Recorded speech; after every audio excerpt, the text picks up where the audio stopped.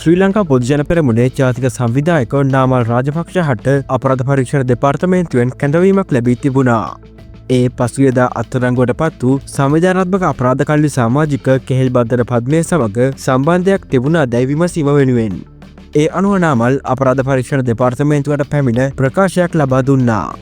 නමුත් අපරාධ පරීක්ෂණ දෙපාර්තමේන්තුව විසින් ඔහුව අත්අඩංගුවට ගැනීමක් සිදු කළේ නැහැ.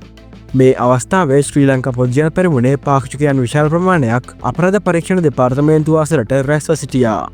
එහිදී නාමල් ඉන් එළියට පැමිණෙනවත් සමගම ජාතික ජනබලවේගයට හිතවත් මාධ්‍යවේදී ලාල් නාමල් ඉදිරියේ බිම ඇදගෙන වැටුණේ මෙලෙසින්.